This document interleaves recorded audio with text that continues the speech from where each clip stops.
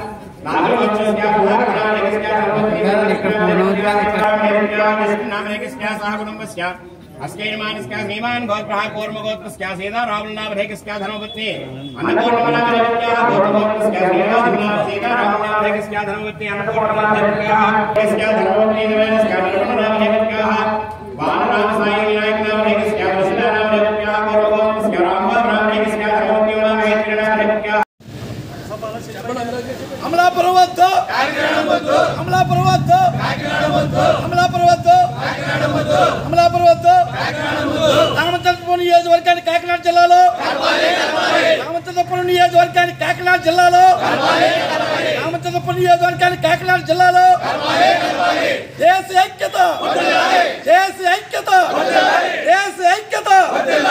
ఈరోజు రామచంద్రపురం నియోజకవర్గాన్ని కాకినాడలో కలపాలనేసి ప్రజలు పడే ఇబ్బందిని దృష్టిలో ఉంచుకొని ఈరోజు మేమందరం కలిపి ఆర్డీ ఆఫీస్కి వెళ్ళడం జరిగింది.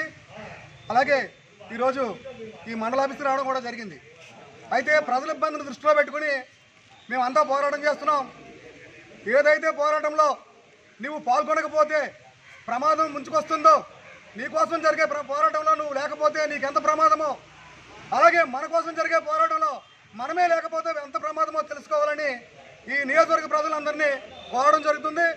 ఎందుకంటే ఈ నియోజకవర్గాన్ని కాకినాడలో కలపాలని పక్క నియోజకవర్గం వాళ్ళు, పక్క జిల్లాల వాళ్ళు ముందుకు రారు. మన నియోజకవర్గం వాళ్ళే ముందుకు వచ్చి కాకినాడలో ఈ రామచంద్రపురాన్ని కలపాలనేసి పోరాటం చేయాలి. దానికి మీరందరూ సిద్ధమే ఉండాలనేసి మనస్ఫూర్తిగా కోరుకుంటూ ఈ అఖిలపక్ష సమావేశానికి అందరూ హాజరైనందుకు ఈ జేఏసీ కమిటీ తరఫున హృదయపూర్వక నమస్కారాలు తెలియజేస్తున్నాం.